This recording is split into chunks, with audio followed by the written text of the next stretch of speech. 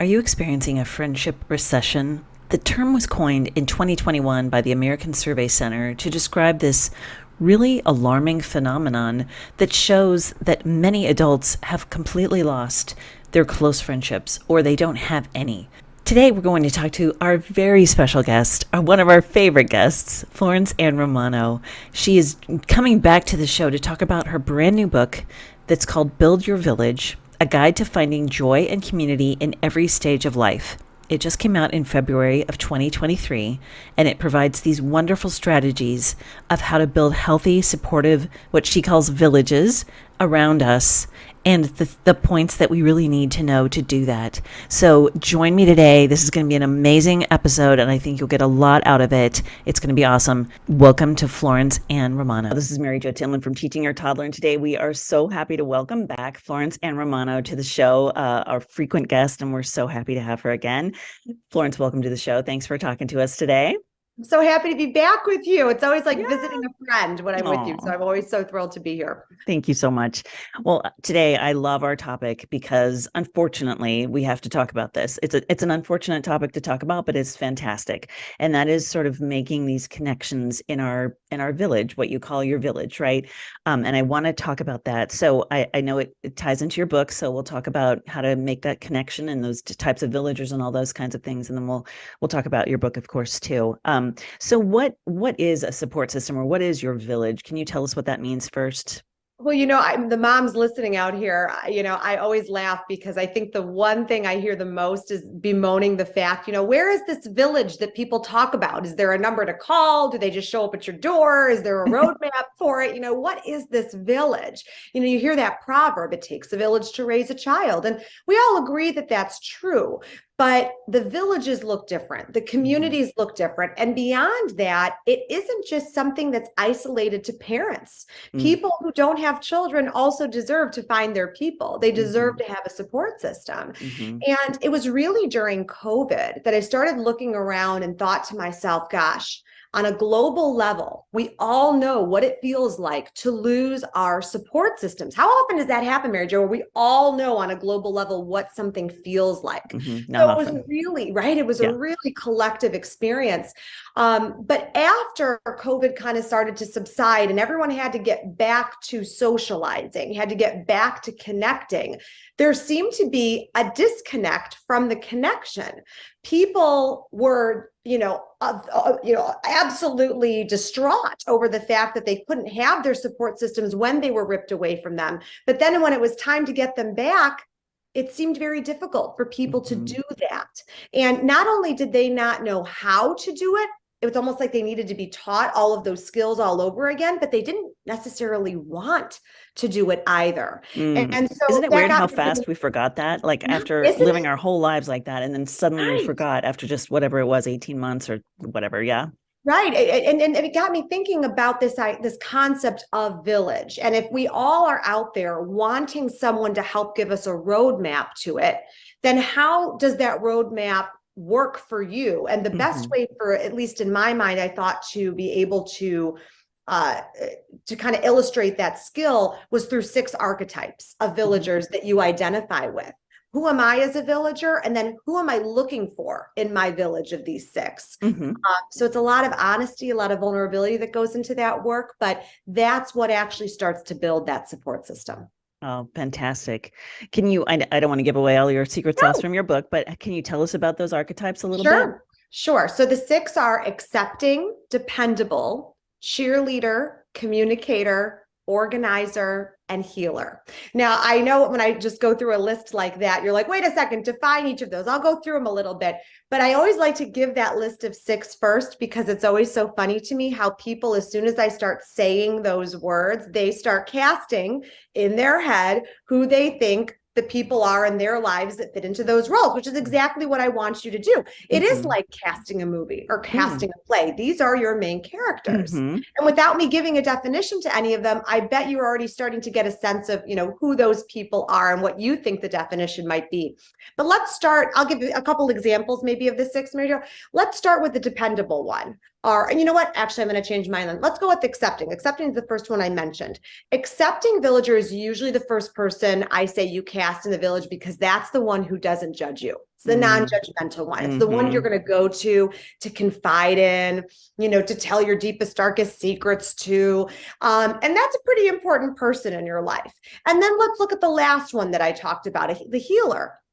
The healer, I like to say, is not the person that's going to come in there and fix you or fix your situation, but they're going to walk with you through it. They're going to be your North Star. And that is a very important lesson I think we all need to learn about relationships in our life. We can never expect that anyone is going to fix our problems or fix us, but having the support through something, that's the difference maker. That's what gets you through it. That's sometimes also too what helps you find decisions because you have that support, or find solutions rather.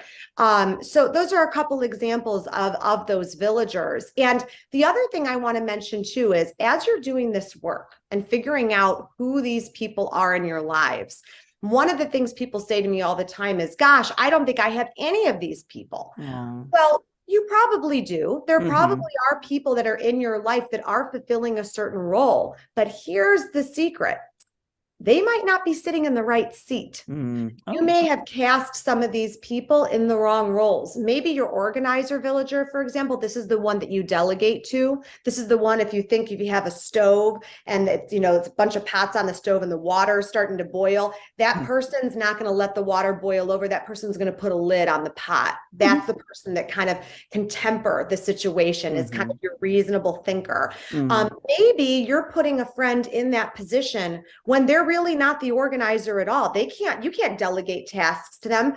And yet you're doing this to them. You're putting this burden on them. You're putting this expectation on them, but they're failing you. And the reason is because you're not playing to their strengths. Maybe they're more the accepting villager or the dependable villager, whatever they might be. And so making sure that you have the right people in the right seats is equally as important as doing this work and finding those people too. Right. Yeah, because then you start to get annoyed and you think, well, why isn't that person helping me? And it's because that's not their strength or that's not their spot, right? Right. Exactly. Yeah. And can you have, they say a village, does it literally have to be the people in your community, or can there be people that are across the country or elsewhere?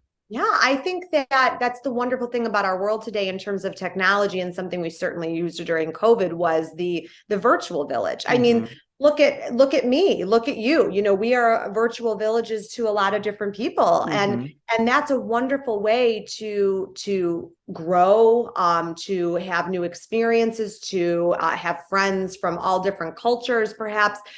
So it's important to do that work too in a virtual way, or a geographically different sort of way, whatever it might be. But as you start to think about these villagers, or you think about the people in your life, to your point, is it just people that live nearby you? No, it's not just people that live nearby you. And it's also not people that are necessarily going to be with you for the long haul. There's your primary villages and your secondary villages. Your primary villages might be your family and your best friends. But then your secondary villages, perhaps those are people that come and go as circumstances arise. Think of, in your community, when you hear about a family that has had a tragedy, a death in the family, or has lost a job or fallen on hard times or whatever it might be, and you're part of a meal train that's set up. And you're part of that person's secondary village during those moments of crisis, during that healing for that family. It doesn't make that position that you hold for that temporary amount of time less valuable because it is temporary. But it's also accepting the fact that the roles that we take on in life in people's villages are not always meant to be for a lifetime. Life, they say, happens for a reason, a season, a lifetime, those friendships. And all of this falls into that category too. And I think also taking that pressure off of ourselves to think that if we're not in it for the long haul with people, then that's not a fruitful relationship, or it's not productive or worth our time. Right. I've had relationships with people, whether they're romantic or they're friendships, where there's a falling out, or they're just it kind of fizzles away. There's a chapter in my book about when the village burns down, when the village is lost. Sometimes you burn it down yourself. Sometimes it burns down for reasons, out of your control. But the rebuilding of it, that's where we have to come into play. That's really intriguing. And it kind of, I know that you also, maybe you address when you move somewhere, like if you relocate or something. Like I recently came back from Colorado to my hometown, but my son and my husband, they've never lived here. And so, I have a little bit of a village from before, but they have nothing. So how do you do that when you move? Moving is a big thing, actually, that I talk about in the book too. One of my best girlfriends moved to Texas a couple of years ago, even a little less than that. And she called me and she's like, how am I supposed to do this? I don't know a single person in Houston. I know nothing about the culture of Texas. We're Chicago, born and raised, Midwestern girls. And she really did not know a soul. And it was a struggle with a husband who traveled a lot for work, 2 young kids. And she really had to put herself out there, and we talked a lot about it. And one thing I suggested to her, now I moved back to my hometown too, Mary Jo, but now I lived here my whole life, lived in the city for 13 years and then moved back here. And I still do have quite a village, in my hometown.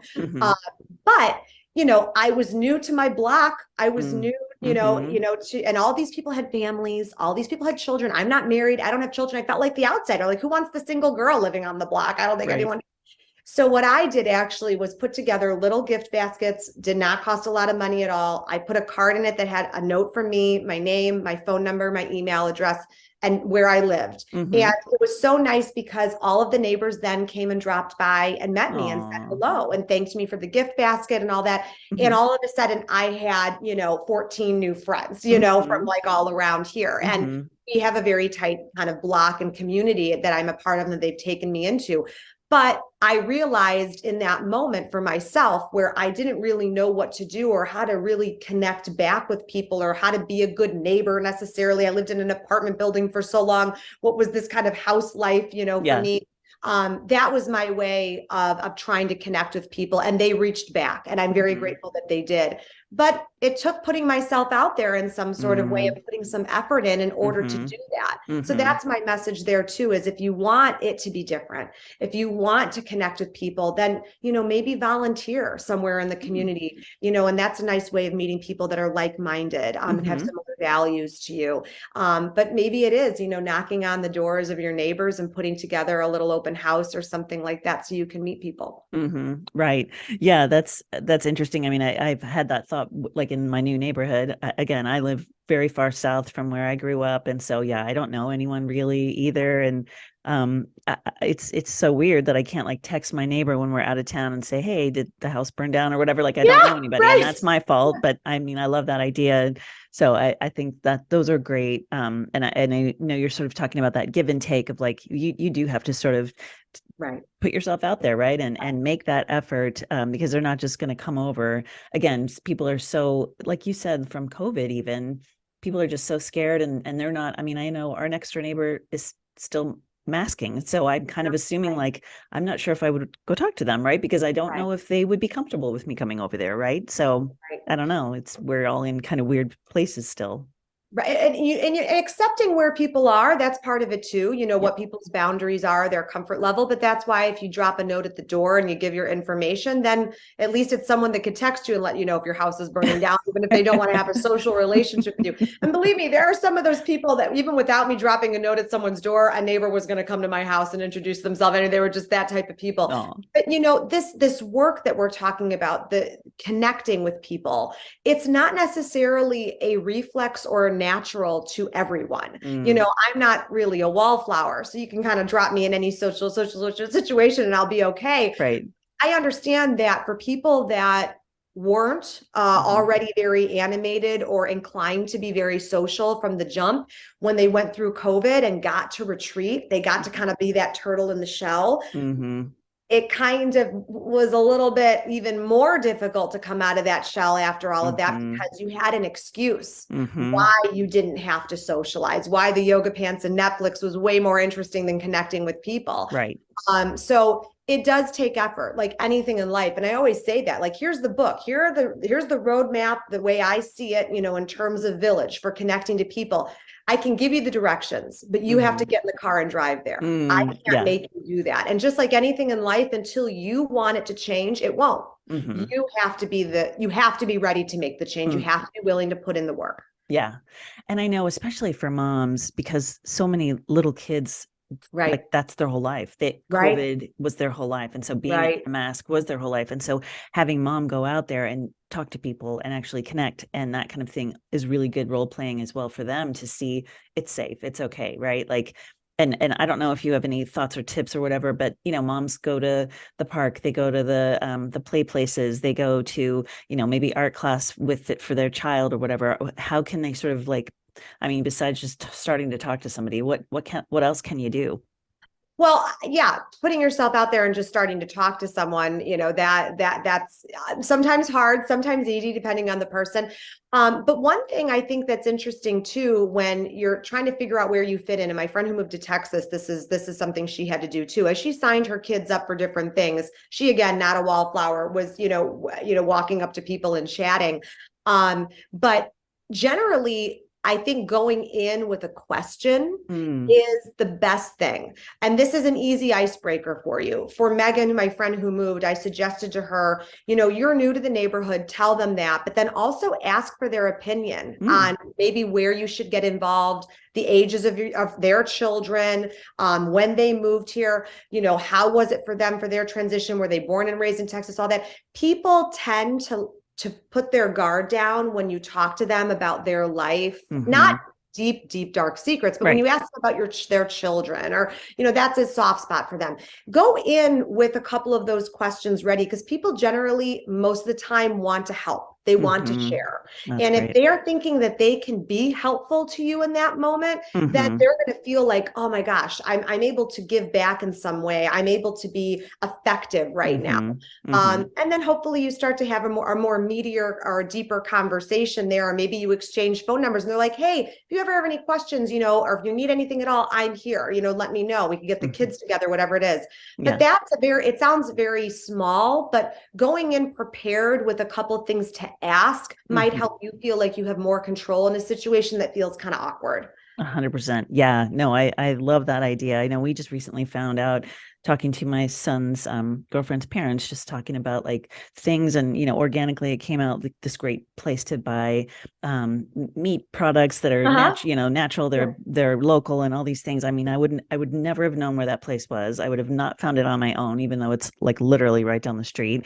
But I just like that, those were the kinds of exchanges. And then we started talking about like they were from Wisconsin, and she actually told me about what I'd never heard of as a Midwestern goodbye. You probably appreciate this when you're trying to say goodbye to someone and you just keep talking, and then you start talking about something else. And I know exactly what that Midwestern goodbye is. That's why Midwesterners have to learn to do the Irish goodbye, which is just leave and just disappear. Yes.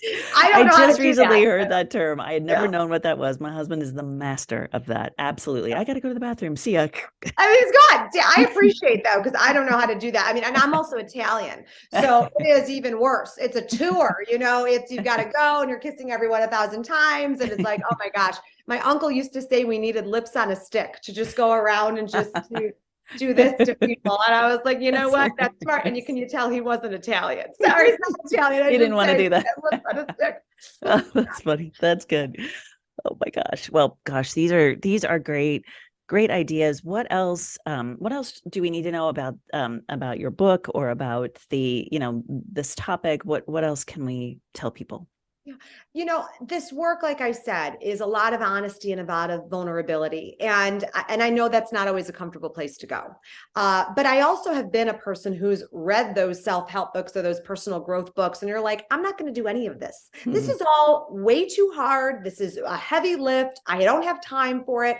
I did not want to write a book like that. I wanted to write a book that felt doable, that you could wrap your arms around it, run your fingers through it, and also evergreen in nature. Mm. where wherever you are in your life, whether you are 15 or you are 80, that you Mm-hmm. have a place you can come home to. And this Mm. book can be that anchor for you. Mm-hmm. Because I think in life, we feel like when things are out of control or we've Mm-hmm. lost control or overwhelmed, there always is, I always say, a place to take control in your life. And we've talked about that here too together, Mary Jo. And I Mm-hmm. feel like this is that place you can go to. Mm-hmm. You can go here and come back to this work and say, all right, I'm feeling isolated. I'm having Mm-hmm. some, mental health or well-being Mm. struggles. And how am I going to get myself out of that? How am Mm-hmm. I going to find the light? And this is a book, I hope, that does that for you, that you know that the work never has to be done, that Mm. there's always a place that you can take that control. Mm-hmm. And I think it's important to realize too, like I said before, that our relationships in our lives are going to evolve, they are going to change. And this book is supposed to be able to be kind of a companion to you as you Mm-hmm. do that changing. And so never feel like there isn't a place that you can go to find that connection, Mm-hmm. because it does exist, Yes. and the power is within you.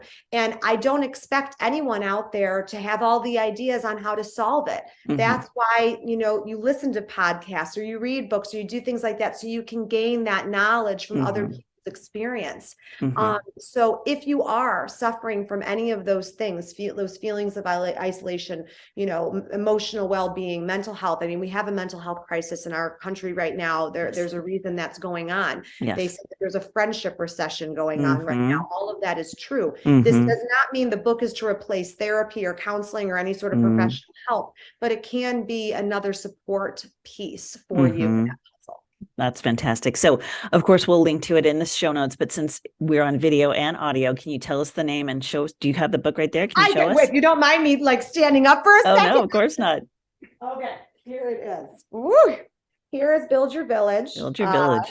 Build Your Village. So yeah, that when I was designing the cover, I Mm. wanted this kind of tree of life concept, Mm-hmm. and also, the support with the hands and all of that. So people have Mm-hmm. asked me like, why did I end up choosing it? But you also see there's gold leaves on it. Oh, And yeah. they're all little hearts. Mm. But the subtitle, it is a guide to finding joy and community in every stage of life. Um, Oh. and so, and you'll find out about all the 6 villagers in here, and a lot of stories too, about Mm-hmm. my personal life, and different struggles that I've had and triumphs and all the Mm-hmm. in between and the icky stuff as well. And I also do something in the book, not to give away all of it. Like here, there's an example of the organizer village and Mm-hmm. the villager. And then you'll get the definition of it, a quote, and then an examples. But I also, at the end of each chapter, this is what was important to me too. I always felt like you'd read these books and you're like, how do I actually implement any of this? Mm-hmm. So I have gut checks and action steps. The gut checks are, what did I learn from Mm-hmm. this chapter? And then the action steps are, what are things I can do today to actually put this into action? And they're Mm-hmm. easy, they're doable. Again, wrap your arms around it, run your fingers through it. Again, I don't want it to feel like it's such a heavy lift where it's like, oh gosh, it's going to take me a year before I'm Mm-hmm. actually able to implement any of this. No, Right. the whole point is that it's snackable. It's Mm-hmm. concept that you can do now.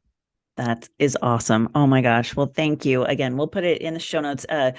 Where do people want, can they get it from your website, or do you want it from, Yes. yeah.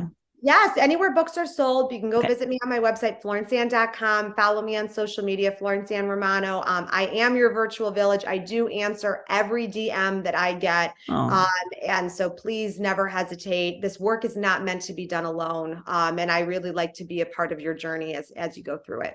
well, that is a perfect way to wrap up. Again, thank you so much for coming back on the show. What a great time to talk to you about all of this, the friendship recession, and how we can solve for that. So thank you again. Thank you. So good to see you. You too. Bye-bye. This has been the Teaching Your Toddler podcast with Mary Jo Tinlin. Thank you so much for joining us today. I hope you'll find us on our website at teachingyourtoddler.com, as well as on Facebook at Teaching Your Toddler, on Instagram, and on Twitter at Teaching Toddler. So join us again, and I hope you have a wonderful week. Thank you so much.